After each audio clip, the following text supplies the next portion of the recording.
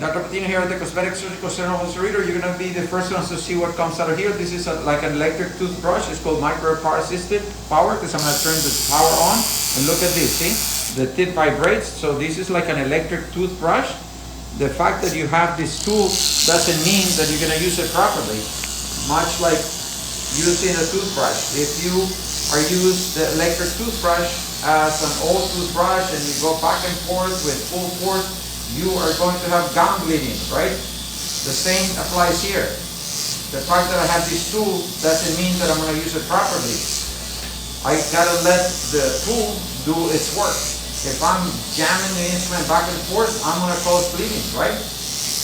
But I bet, I haven't even seen what has come out, but I bet it is yellow, beautiful fat without any bleeding at all. What's coming out? Yellow fat. Yeah, yellow fat, right? So that is what we do here routinely, right? But it involves many things, right? The most important thing is my technique to go slow. If you go very fast, there is going to be bleeding. The most important thing is the cannula too. It's a small blunt cannula, right? If you use aggressive cannula with big holes, you want to go very fast, there is going to be bleeding, okay? So the reason why we can't do these is because we're not doing 10 cases per day. We just do 1 or 2 at the most. And so also that's important for the patient because that means you're going to have a rested surgeon, not a tired surgeon going at full speed to make many cases. That's not what we do here, okay? So if you want an aspirate like this, you have to have a patient surgeon that goes slow. That's the most difficult thing to find. And then there is what you do, right? So follow instructions, right? Vitamins of any kind. With the traditional technique, many surgeons prescribe aspirin, prescribe herbs, prescribe blood thinners like enoxaparin, which is a blood thinner similar to heparin, right? We don't do that. If you do that, you're not going to get this beautiful output. Impossible, right? So, the surgeon too, very important to use this tumescent anesthesia. If you use it properly with the traditional technique, most people don't use the tumescent anesthesia. And if you do use it, you know, it's not to this level. So we are very, very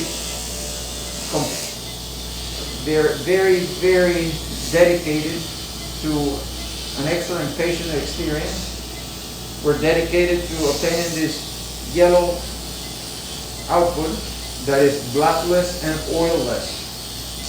As a result of that, this is what's going to go into your buttocks. So you're not going to have oil in there. You're not going to have blood in there because the oil is rejected by the body when it's not where it's supposed to be. The blood is rejected by the body when it's not where it's supposed to be. And that's how you get those oil cysts in your buttocks. And that's how also you get these deformities called blowout fractures because your body is rejecting foreign material. It treats it like a bullet. Or thank you. Look at this most gorgeous yellow aspirate, bloodless, oilless. This is, stay tuned because this is what's going to go into her buttocks, right? And of course, it is very important to keep the blood pressure under control. So we are coordinated with the anesthesia team so that the blood pressure is under control. Because I can do everything fine, the patient can do everything fine, and then if the anesthesia provider cannot maintain adequate blood pressure, then there is going to be bleeding. But look at this absolutely most gorgeous aspirate. Look how gentle I am. Only 2 fingers here.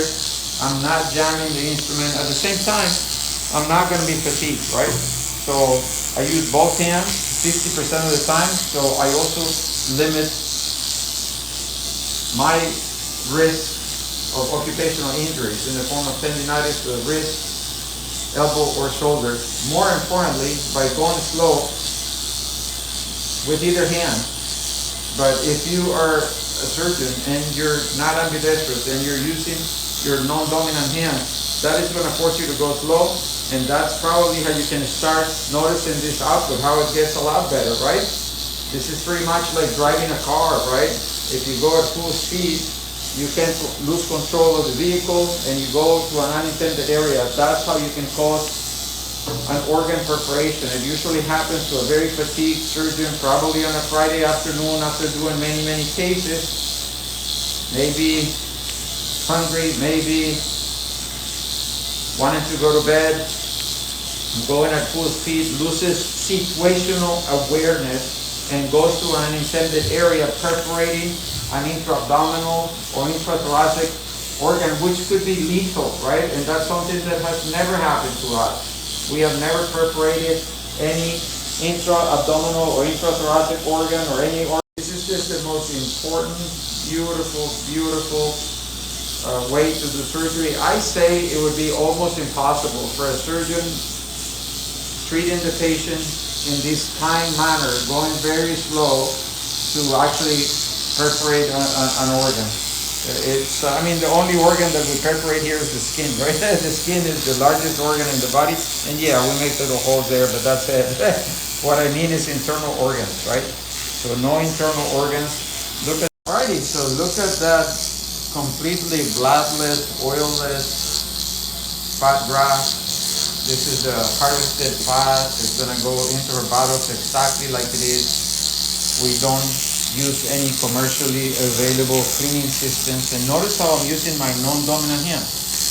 And notice how slow I'm going. And this is precisely what I was doing. The first thing is for the patient. By going slow, which I go slow with both hands, but by going slow, you minimize the risk of intrathoracic or intra-abdominal organ injury, right?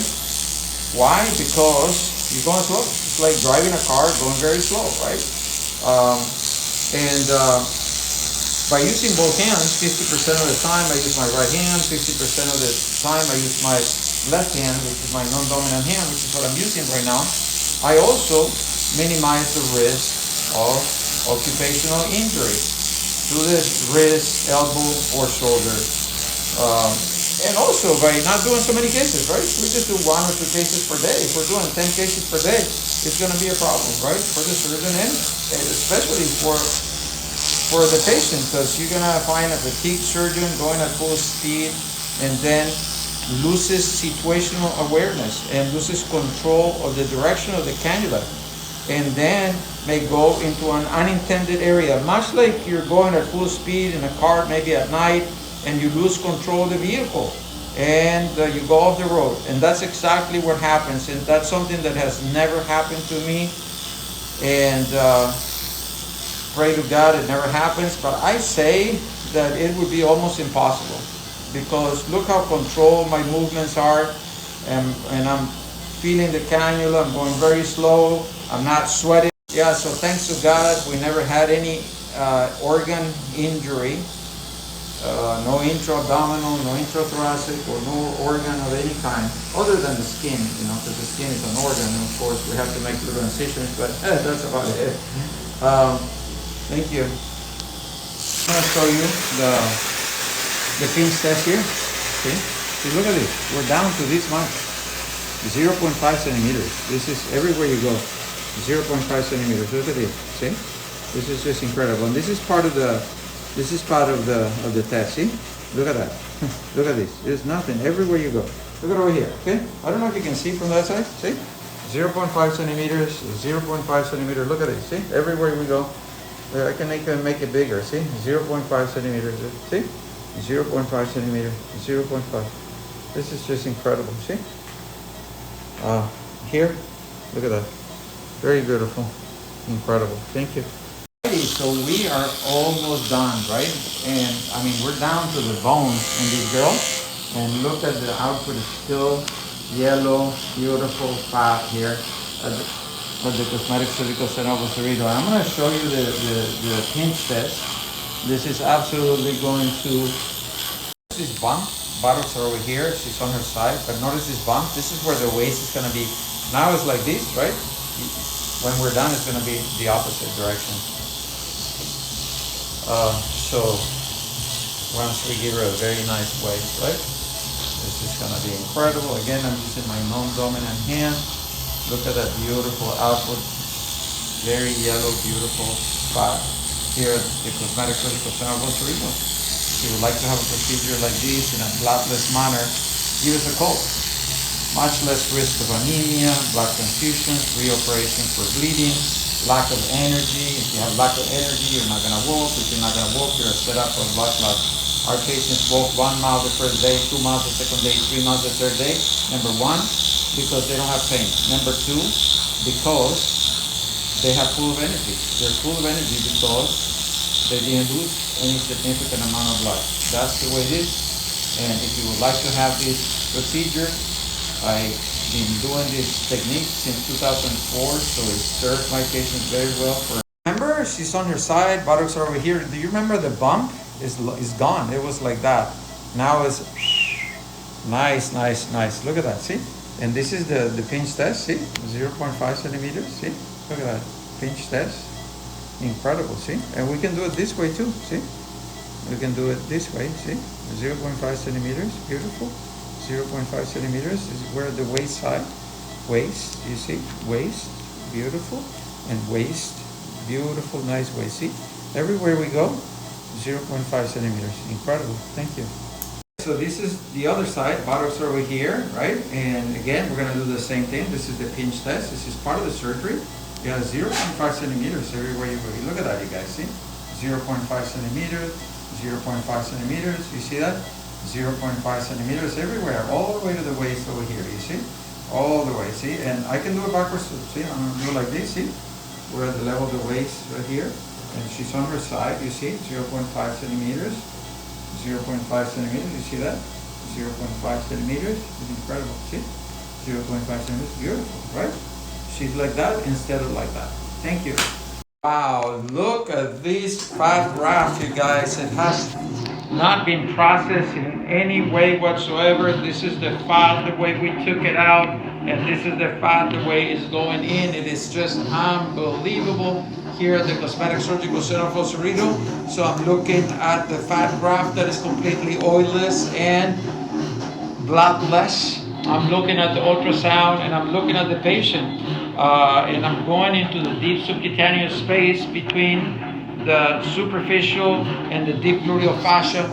According to the World Association of Gluteal Surgeons, this is just an incredible, incredible procedure. This is the way to do it. This is the way to make it very safe. 100. And we do 100 on one buttock, then we move to the other side and we do another 100. So I'm going to move to the other side. We'll show you. But what I want you to see is what I told you. This fat has not been processed in any way whatsoever, but it is the way I took it out and it is the way it's going in. Thank you. So we're now going onto the other buttock, same thing. I'm looking at the ultrasound, I'm looking at the patient, and I'm looking at the beautiful oil-less and bloodless fat graft that's going in. It is just amazing. We're going into the deep subcutaneous space according to the World Association of Gluteal Surgeons guidelines. Here at the Cosmetic Surgical Center of Costa Rica with Dr. Gabriel Patino. If you would like to have a procedure like this, please give us a call. But I want you to see is that completely beautiful, bloodless, oil-less fat graft that's going into her buttock. She is going to look amazing, and we're doing it safely under ultrasound guidance. This is the way to do it. 100. Thank you. Alright, so this is the ultrasound image that we're looking at right now for the patient's buttocks. And up here is the skin. And below that we have the superficial fascia, Gluteal fascia. And then below that is this bright white line, which is Dr. Patino's cannula. He pulled it out a little bit and that's the tip.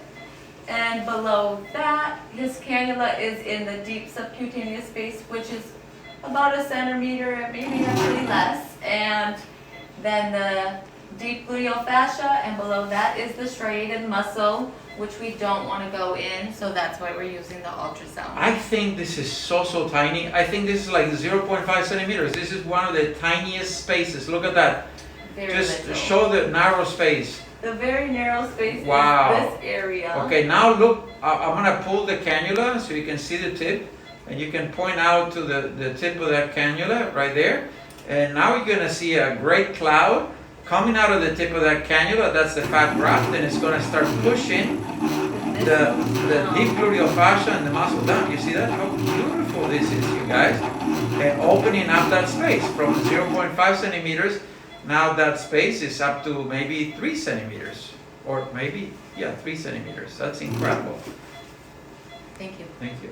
Okay, so we are showing you the image of the ultrasound again. Up here we have the skin, and below that is the superficial gluteal fascia, which is right there. Underneath that is Dr. Patino's cannula, which is this bright line. He's wiggling the tip of it. And his cannula is in the safe zone, which is the superficial gluteal. Deep subcutaneous space. Yes. Which is between the superficial gluteal fascia and the deep gluteal fascia. Why don't you show me what the deep gluteal fascia is? And what's below there? The striated muscle. Very good. So 1, 2, 3.